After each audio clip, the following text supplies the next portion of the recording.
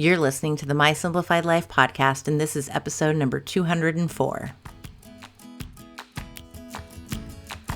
Welcome to the My Simplified Life podcast, a place where you will learn that your past and even your present don't define your future. Regardless of what stage of life you're in, I want you to feel inspired and encouraged to pursue your dreams, simplify your life, and start taking action today. I'm your host, Michelle Glogovac, and I'm excited to share my stories and life lessons with you while taking you on my own journey. This is My Simplified Life. Hey friends, welcome back to another episode. I'm your host, Michelle Glogovac. Today, my very special guest is Meghan Riordan Jarvis. Meghan is a clinical psychotherapist, author, podcast host, TEDx speaker, and a sought-after consultant with over 20 years of experience. She specializes in trauma and grief and loss, and her memoir, End of the Hour, a therapist's memoir, is out today. This is a memoir that details a story that's one that I haven't heard of before. And it is so special because Meghan is so candid in not only what happened to her, but in what she needed help with. As a therapist, we don't often think of therapists needing therapists. At least I don't. But they're human beings after all. And Meghan's father passed away, but 2 years later, her mother passed away very unexpectedly. Meghan details the trauma that she experienced because it was an unexpected death when her mother passed. And she finally discovered that she needed what they call next level care. She was not able to handle the trauma and the grief that she was experiencing, and she needed to seek professional help to the point where she went to a healthcare facility. Her journey in the facility and the people she met and how they all worked together is just simply beautiful, because you think of these individuals who have gone to go seek help and they're all on their own journey. And yet each and every one of them understands to a point what the other is going through, what questions they need to be asking in order to show their support to one another. And I'll share with you in the interview, because I shared with Meghan my favorite part of the book that put me in absolute tears, because as a mom, we all question at some point, are we doing enough? Are we a good mom? And when you read the book, there's a part that absolutely confirms that Meghan is a fantastic mom. And I share with you what that is. Just listen to the interview and you will find out, and read the book. It will bring you to tears as well. I just greatly appreciate Meghan's honesty and how she takes us on this journey that many of us don't know what it's truly like and may never know. And yet she has opened this door for all of us to get an inside glimpse to it. So enjoy meeting Meghan. She is an absolute pure delight, and I can't wait for you to get to know her. Hi, Meghan. Hi, Michelle. I'm so happy to be here. I'm so excited to talk to you. Can you take a moment to introduce yourself to everyone? Sure. I am Meghan Riordan Jarvis. I am a Zibby Books author. My book is out today, End of the Hour. Yay! Yay. I work as a trauma therapist in Washington, D.C., where my chocolate lab eats everything that isn't tied down in the house, and my 3 almost all teenagers boss me around. I love it. And then you go to therapy, where they boss you around too, right? They really do. I'm not the boss of any of the things. Maybe I'm a little bit the boss of my husband, but he's not. He's right now. He's out of the country, so. Oh, poor Mike. Yeah. He's always out of the country. Yeah, I feel like. travels internationally. I've read the book. You've read the book. He's out of the country a lot in the book. The man gets around. Yeah, he does. He does. It's real. It's not a snuffleupagus situation. He just does. He does international work. So he's all over. He gets the glamour of travel. Well, congratulations on your memoir. Oh, thank you so It's much. incredible, and it's so candid and raw. I greatly appreciate it because you're a therapist who needed some therapy, and that's putting it lightly, Lightly. right? Needed all the therapies, everything at the market. Can you take us through a little bit of what it is about without giving away too many spoilers? Because Yeah. you will have to go read it, and it's so relatable. It truly is.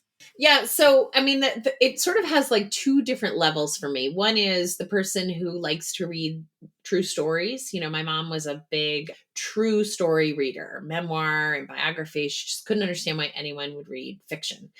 I didn't really come into the idea of like writing about your own life until it was like a therapy process for me. So the memoir really came out of writing after I experienced PTSD just after my mom died.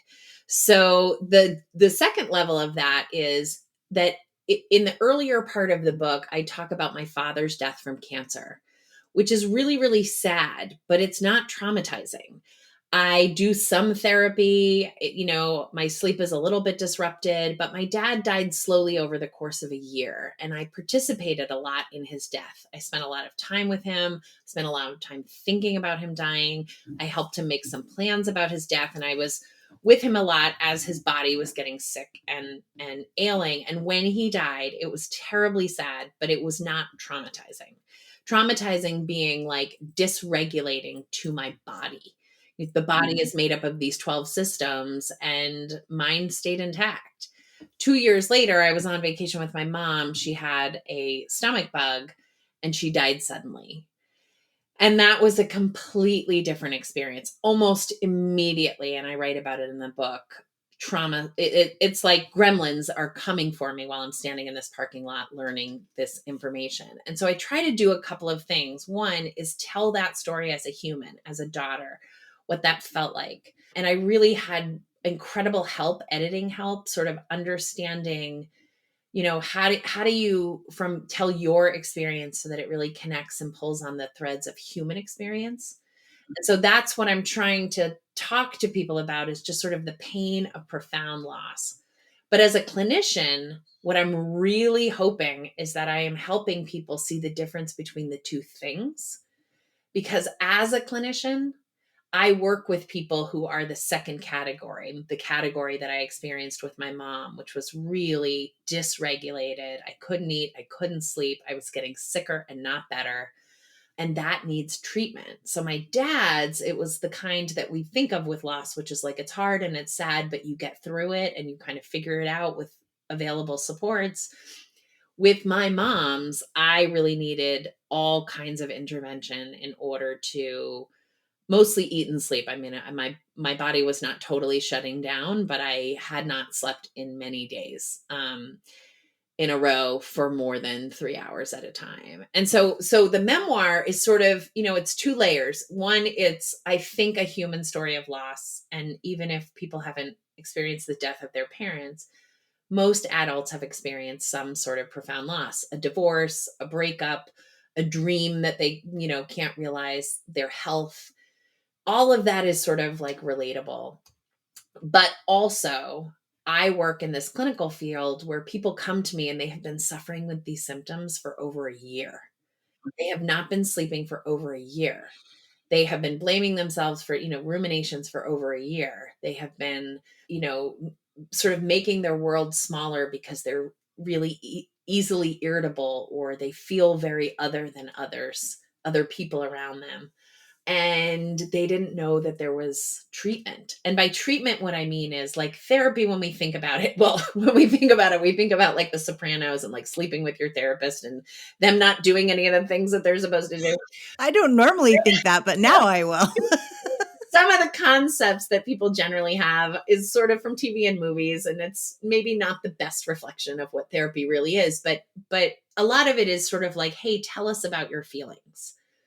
In trauma work, which is what I do, it's we understand the feelings that are inside your body are overwhelming your body. And so we're going to help you figure out ways. We're not going to tell you what to do. We're literally almost like dancing. We're going to help you figure out ways to keep your body in regulation so that you can acclimate, right? Like climbing Everest, you take really small steps so that your body can manage the thin air. We do a lot of that in trauma work. And most people, it's a small percentage of people who end up in that room. And most people neither know about it nor talk about it. And so I And that's really a wanted, shame. yeah. Well, I just really wanted people to know this can happen. And it can happen even if you have 2 master's degrees, 20 years of work in the field, and, sit and talk about grief and loss all day long. Well, it's a great example of showing that you are simply a human being. Yeah, Growing up, you were raised Catholic, right? I was. And same here. And so I remember growing up that I think it was my stepdad who goes, just remember the priest is just a human being too. Sure. And, so are our doctors, Yeah. so are our therapists. And you have the same emotions and feelings that I do. You are better equipped with the tools to help you along the way. But even you, who is fully equipped, needed that extra help. Yeah. It's a bit like tickling yourself. Like you can't tickle yourself. You can't. There are some things that you can do, but it's almost like if you were to take a number, I when my mom dies, I'm probably at an 8 right away. And then a 9 and a 10 of sort of dysregulation. And you can't really manage it when the number is that high on your own. You need interventions because it's persistent. It's so much. It's inside. It's like an infection. When it's kind of like a 4 or a 5, which is what I live with PTSD symptoms. I think I told you my dog, ate grapes and chocolate last night just for fun. And when I was driving him to the emergency room, my husband's out of the country. There are threads of that in the book. When my dad is dying, I was like, oh, my body right now is bringing up the old score of you are doing this by yourself. Like we are headed towards, I was absolutely in my head dress rehearsing, telling my youngest son, whose dog this is, that his dog died. I was in the throes of what PTSD does, which is it pulls up all the pain and puts it in front of you and says, this is where you are again. You're in the same place again. The past is the present. And I knew to pull my car over, text my best friend and say, this is what's happening. Text 2 other people because I really believe in creating a little spider web of support. And I was like, can you check in with me every 15 minutes? And so every 15 minutes, I had these texts coming in from people like, what's going on? How are you doing? What's happening? Because I had to be alone, but I didn't want to feel alone. Yeah. So I managed that because I was in like a 5 or a 6. But when you're higher than a 5 or a 6, what we call that in the clinical world is next level of care. I knew I needed next level of care. I resisted it for a little while. And my friend Susan, who's extraordinary, was, by the time I reached out to her because I knew what she would say. And she was like, baby, you're getting on a plane and you're checking yourself in just like we have done with our patients. And it was terrifying. It was a terrifying experience and wholly illuminating because I was shaking while I was signing the forms. And I was like, this is how my clients feel. They shake. They must. And it must make you an even better therapist today. I think it makes me a better human today. I don't know if I'm a better therapist right now. I don't know if I'm a better therapist at 50 than I was at 30, because at 30, I took everything so literal and serious and by the book. And I really just wanted to help people. And now what I understand is I can't help them. I can offer them what I have, but they have to help themselves. So maybe I'm a better therapist. I'm a different therapist for sure. And I don't do as much of the clinical work these days because, again, it's like living with a chronic illness, I guess. I don't want to minimize people who live with chronic illnesses, but just sort of as an analogy, like it's pretty easy for me to get dysregulated. The PTSD can get activated where suddenly, I can't eat for a couple of days because it's almost like I have too much energy inside my system. Hmm. And that didn't used to happen. I used to be able to hold really powerful stories from other people without it really destabilizing me. And it does more easily these days. There's so many parts that I'm like, they bring up the book for me. I wonder how you don't eat pie. but the pie I bring up because it reminds me of you asked the guy at the pie place, can you text me in an hour? And it was really the first time that you were like, I'm going to ask for help Yeah. before I go back out into the real world and have to ask for help. Yeah. Yeah, so you're referencing this sweet scene with this lovely man, Jason, in this cafe in a small town in Tennessee where I was. And I end up sort of in the wrong line trying to buy coffee. I'm still really overwhelmed by the world. And he's just really gentle with me. He's none of the things that we're afraid someone's going to be. He's not critical. He's not questioning. And he just really lets me, like maybe we do with toddlers sometimes, like, we just let them figure it out, even if it's a little bit messy, because we want them to know how to open a box of crayons. Maybe they're going to rip the top, but we're going to let them do it. And I end up buying pie, which I don't like pie. I don't really like any pie. So it is a little funny that I end up buying all these pies and taking them back to the treatment facility. But I do very deliberately ask him for help. And one thing there were threads of it in the book, and then I kind of took them out because one thing you don't really want to do as a memoir is like talk specifically to your friend, right? So there were some things in there where it's like, I think if we got 100 of my closest people, friends and family, I think those people would be like, I don't know what the hell Meghan's talking about. She has asked us all for help before. She is making a big deal out of this idea that she wasn't asking for help. What happens in that moment is I ask a stranger for help. And I ask that person to help me in a way that makes me look vulnerable, like something is going on with me. I do have a clutch of people that I am close with who I have been able to ask for help for a very long time. It's not like my mom died and that was the first. I've been in therapy for decades before. So I have been asking for help, but I think minimizing the amount of help that I actually need. One thing that happened after my mom died is that I'm a terrible, terrible cook. I mean, really bad. And I don't enjoy it. So sometimes I'll go through a phase, almost like a crafting phase where I'm like, I'm going to make this amazing Persian meal. And then I'll like make that one meal, have those spices in my cabinet for 6 years, but I'm never cooking it again. So I kind of binge it every once in a while. I'm a terrible cook. When my mom died, the most extraordinary food came into my house from people who cook. And I was like, how can I make this be a part of my life forever? Because I could use this help, right? Like my family could use this help and support. That's not the kind of help that you get to ask for every day. Could you make me dinner?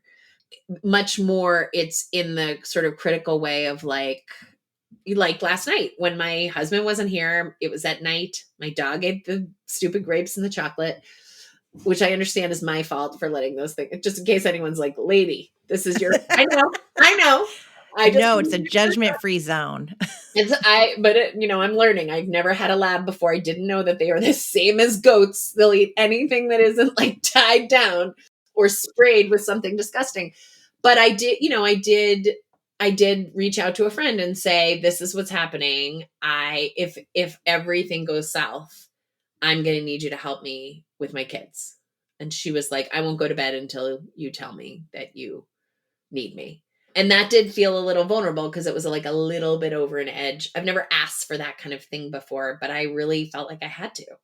And this morning she texted me and I felt all this just like swell of gratitude. Like, thank you for, and who knows, like maybe that will shift our relationship a little bit so that it's more intimate. Maybe it'll just be a good moment between us.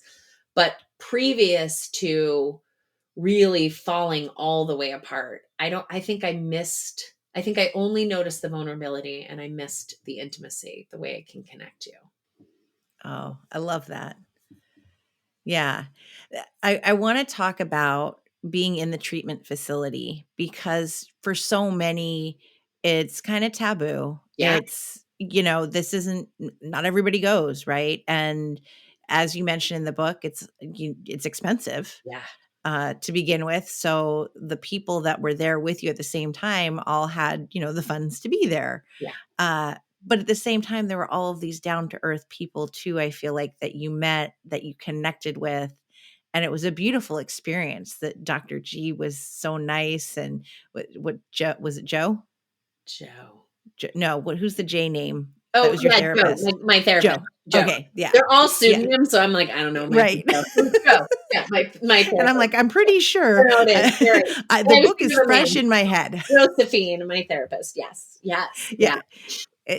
Everyone was so kind and sweet, and at the end that there's this gift giving, and the way you all came together during your sleepless nights and connected in a way that when you come onto, I want to call it like the scene where you can't sleep and you're in this room, and someone's drawing, she's doing her thing, and then you've got the guy in the loft who's an artist, and it seems like everyone's disconnected and doing their own thing, and then you start talking and everyone starts chiming in.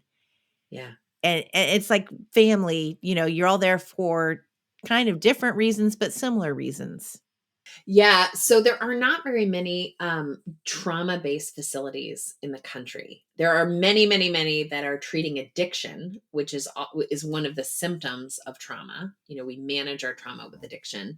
Many of the people that were there were also sober, so they had worked that piece of their trauma before. And there were a fair number of people who were there to work on things that were in the significant past. So I was probably one of 4 or 5 people who the thing had sort of just happened, and we were in real dysregulation walking in. And the artist that you talk about is one of those, that she was really also dysregulated. There just is not a thing about that treatment facility. The price tag is very high, and I was incredibly lucky to be able to essentially borrow money to be able to go. I I was love your able brother, by the way, your husband and your brother. to, Oh, you they're guys got to go read it to figure out why I love them. But they're the dream team, those two. But, I knew enough because I had sent patients there and worked with the clinical staff there and been to the facility for other reasons to know what I was getting myself into. So in terms of, I had test driven this car to give it to other people multiple times. But there just is not a single thing. Everything from the people who drive you to and from appointments are, clinically informed, if not clinicians themselves.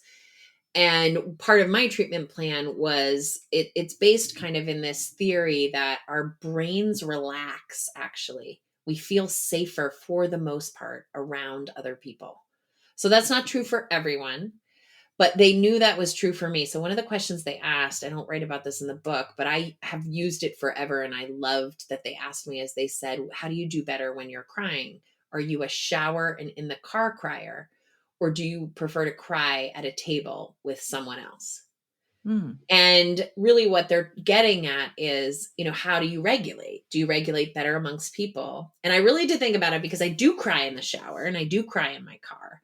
But if I had my preference, or if I were to really look at when crying was like effective for me, it's usually when I'm on the phone with my best friend or with my husband or my sister. And so they knew that. And so they said, okay, crying is just one way to indicate distress. So anytime you feel distress inside your body above a 5, find people. Make sure you're not alone. Being alone was important for some people in the treatment facility, that them having space away from other people was really important. But I often would be like, can I just sit at this table? Can I just sit at the end of this couch? Can I? And everybody in there had had lots of therapy. So their ability to sort of turn and say, are you okay? Do you need me to ask you something? I mean, these were not normal conversations that we were having. We were diving in deep and fast, but it's a little hard to describe how therapeutically helpful it was to just not be alone. What my primary symptom, my primary part of my illness was that I had a thought that showed up as words. Some people see words when they talk. I am not one of those people typically, but I saw words like in bold letters that say, it's your fault, she died. And I can say that out loud without seeing those words now, but sometimes they still pop up without me, wanting them there. And then I have to, but I really believed that. So that rumination was very strong. And so everyone in the treatment facility knew that that was a phrase that I battled because, we were in each other's care. And so when I would go out at night, if I woke up in the middle of the night and that thought was there, or an image of my mom's dead body, I would go out and sit with a book, or there was usually music on, And somebody would say, are you having thoughts? Are there images? Like, and then I would just sort of say what was there, and I wouldn't hold it back. And then it was kind of out of my head. And then I could just be with people until I got tired again. Sounds like a lovely place. It really does. Well, listen, there are other chapters in the book. Trauma therapy is not gentle, actually. It's not all sweet. You have to be called on your behaviors. And so somewhere, I'm not sure where it is in the timeline. I mean, I do a little bit get my butt kicked with some therapy where people are saying, you think these behaviors are okay, but they are contributing to you being ill. And that really was the large learning. The activity where you were all together and you were leading and I was like, yeah, she's going to do Yeah. it. And then when the guy pulled you aside and was like, these are cognizant of codependency, I'm like, son of a bitch, am Yeah. I codependent too? Because I was totally on your side for this. Me too. Yeah. Yeah. That was a moment where I was like, well, that's me too. Damn Yeah. it. Like, I better bring this up with my therapist. Well, so one of the things that was the hardest for me, and even when on my podcast, Grief is My Side Hustle, I talk to people who have experienced loss. And one thing that comes up a lot is they'll say, like, I had to get out of bed for my kids, but I had 3 big kids and I couldn't get out of bed. And I still have a little bit of shame about that. And I, at the time, wanted to sort of hide that. I wanted people to think I was functioning better than I was. But when I got to treatment, it was like, oh, lady, you just trekked yourself into trauma treatment. Are you going to not tell the truth about how things are? And part of my treatment plan was to not connect with my kids, to talk to them very quickly. Other people got video. I did not get video. They didn't want me to see them on video. And I was fine with that. So that was also an indicator of like, I needed all of my energy focused on myself. And here's the truth of the matter is if I had been able to focus more of my energy on myself in a balanced way, I probably wouldn't have gone down so hard by the trauma. If I hadn't been in codependency, that was, not that most codependency is dysfunctional, but if I hadn't been in relationships where I was, the word we use is sublimating, where I was making other people's needs more important than my own, I may not have, fallen apart in that parking lot the way that I did. And that was the therapist's job to point out to me and really call me on. So that's just to say, those chapters really are a love letter to the people who took really good care of me, but that does not mean they were gentle with me. And that does not mean that they did not push me and they, had high expectations of me. Yeah, that one got me. And then you mentioned your kids and the calls. And we talked about this before recording because this is the part of the book that made me just ball up last night. And the Kleenex was out and everybody at the end comes forward and says that they purposely were eavesdropping on your phone call to your kids because you were such a good mother who was asking questions they wished their mothers had asked them. I have a way of talking with my kids that is like corrective experiencing from my own childhood. So I'm one of 6 kids. My parents were extraordinary parents, particularly with the resources that they had. So I never want anyone to think I'm vilifying what they were doing. They were young, they had a lot of kids and not a lot, as particularly early on, but I was a middle kid and I was pretty high functioning. So I think I probably could have gone through my whole day without anyone asking me how I was. And my way of managing that system was to just not need very much. And the thing about being a kid is you don't know everything. You don't have the whole story. You need adults to offer you a different interpretation as to why that kid on the bus was a jerk, or to, explain that you're never going to use math again. So you don't, not, algebra, you don't need to cry about this. Like, you just need to get a B and move on. And it's not that that never happened with my family, but it probably happened a much smaller percent because I didn't let it be known that I needed it, because I didn't believe it was okay to need it. And I never wanted that with my kids. So if you ask them, if they were here, what is the thing that would break your mother's heart the fastest? All 3 of them would say, if I was having hard feelings and didn't tell her. And they do tell me. They do. And what they do that I really appreciate is they quietly tell on each other. If it's, something that's too much or too hard, and they tell on their friends, and they, they're not selling them out like, oh, my friend was making out with a boy. They're like, my friend was talking about really hard things that are going on at home. So that's how I talk to my kids. And it's how I've talked to them since they were super, super little. Any feelings I need to know about is a phrase that we use in the house. Like, it's just a shorthand, which means like any hard feelings, anything interesting, anything hard. And sometimes as they're teenagers, they get quieter, but sometimes it'll take a couple of days. And then my daughter has this way of like, I'll be in bed because I go to bed before them because I'm an old lady. She'll come and get in the bed with me and like sort of be fiddling with her device or something. And then she'll be like, Mom, so this thing is going on. So in treatment, I only had 5 minutes with each one of my kids. And so I would say, hey buddy, any hard feelings I need to know about. How was your day? Like give me the highlights, like any hard feelings. And they knew. And I wasn't really as aware then how powerful that statement was, because it was just a family shorthand. But it seemed to have a lot of impact on, I think, a lot of people who were working through their own the ways that their own childhood didn't match their needs. I think a lot of them were like, God, what would it have been like to have a loving adult say that to me? So, at a time where I felt like I had failed my kids the most by not even being able to parent them, it was really, and I didn't learn that people had been listening to this part of my phone calls until I was leaving. But it really was this like, maybe we're all just good enough parents. Maybe there are ways that we can be magic for our kids even as we're failing them. Oh, you're gonna make me cry. I love this.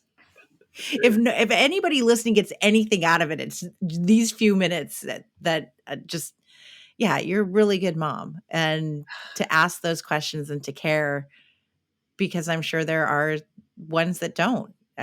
There was something that happened over the weekend where my son, after an event, goes, "Can I talk to you privately?" and shared something that happened. And I was texting with another mom, and I said, "He just came to me and said this." She goes, "My son just came to me and said this." And I went, "You know what? At least we're raising our boys to know they can come talk to us as moms. They trust us and they know right from wrong." Yeah. So we're not doing too shabby. Right. That's right. I mean, look, I'm always trying to land a B minus. Like I am not a perfectionist and I don't expect that, but I do think there are some things that I know from the pain of what didn't work for me that I can offer my kids. I'm going to screw them up in all kinds of new ways that were not available to, that I didn't know that, my parents did better than their parents. I am sure of it. But I do really like this idea that like we're learning to identify and talk about hard feelings with people who are older than us, who have different, experiences. A lot of what my daughter says to me, I'm just like, I'm so glad to know that's happening. But, Mhm. I didn't grow up in a world where kids had phones and could talk to each other. I was like, oh, I'm going to check out of school now and just sit here and play with my Play-Doh because I'm not going to see anybody for 14 hours. That doesn't happen anymore. Yeah. Kids can We be didn't have the internet. yeah, they're like they're in their school relationships. There is no respite by the time they're teenagers. And so she says to me, "What do you think?" And I'm like, "Babe, I don't know better than you because I didn't live through that. And I'm 50 and you're 15. Like you don't want a 50-year-old's answer to a 15-year-old question. Like all I can tell you is I'm sure you're going to navigate it. I'm sure you can do it. You're such a good kid. You mean so well. And it's really, really hard. So you might not get it perfect. Like that's the best I can tell you. And like, let me know how it goes. But I can't give her advice. Like, I'm not an advisor. Not really. Not really. Any advice I would give her are just ideas that I have. They're not, Yeah. they're not the truth because I don't have any reality testing. I didn't live through that. Yeah. It's so different. It is. It's different. And like I have lots of friends and we're all like, God, how do we do this? And then I realized like, that's how our parents felt about us too. And that's how their parents felt about that. It's just, that helplessness of parenting. I guess we just hope we do a little bit better, that or better in the ways that we know, like just a little bit better. You are an absolute delight. I like you, Meghan. You are. You are. Thank you so much, for saying nice things about the book and reading it and letting me know that it touched you. It's such a gift to hear that, because that's the hope, right? That's the only reason to publish your story, is that it's gonna be provocative or interesting or healing or helpful to somebody else. So it really does mean a ton to me. I kind of rock back and forth sometimes, and I'm like, why did I do this? This is so hard. I feel so naked. And then somebody DMs me and is like, this meant something to me. And I'm like, okay, that's good Well, enough for you. thank you for being so honest and candid about what you've gone through. I truly feel, and I know I say things that I think people are like, that's so corny, but I feel like if we share more of ourselves and our stories, then we build empathy in the world. And then the world ultimately will be a better place. And that is my hope for my children, because I'm doing this for them. And you sharing your story is a huge deal. I greatly appreciate you. Thank you. You are a delight. This was such a nice. Thank you so much. I'm still new to the interview thing, and if they all go like this, I got nothing to worry about. Oh, you're so sweet. Now tell us, where can everyone buy the book and follow you? Because it's out today. It's out today. So yeah, you can go try going into your neighborhood bookstore, because we love those people so much for all they do. And if they don't have the book, you can request it. I think it's kind of like out everywhere. So you can definitely get it on Amazon and all the retailers. Zibby Books in Santa Monica is a bookstore, so you can order it from there.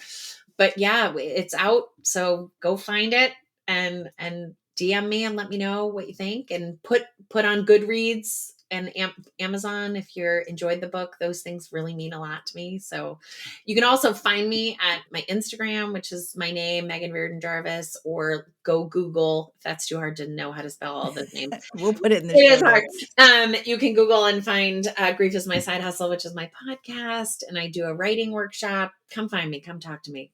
And the book is called End of the Hour. End of the hour, just like the end of the session. Yeah, got a beautiful Thank you cover. so much. No, are you kidding? Thank you for having me. This was such a delight. I am really indebted, and I hope you and I get to meet each other in real life sometime. We will, for sure. Yeah, that would be so nice. Thanks, Michelle. Well, friends, it is time for you to go order End of the Hour. If you haven't pre-ordered it already, it is out everywhere you can buy books. Zibby Books is the publisher, and Meghan Riordan Jarvis, the author, is just an incredible human being. To have gone through what she went through and share it with all of us is so raw and so beautiful. I so greatly appreciate that she's done this for all of us. It's truly a gift that she has given the entire world, and I appreciate her more than she will ever know. Please go out and buy End of the Hour. Go find Meghan on Instagram, on social media. Go check out her website and connect with her, because she is such a genuinely great person, and I am so lucky I got to read her book, interview her, and call her friend going forward. As a reminder, and not to sound like a broken record, but I will at the end of all of these episodes come February, How to Get on Podcasts is available for pre-order anywhere you buy books online.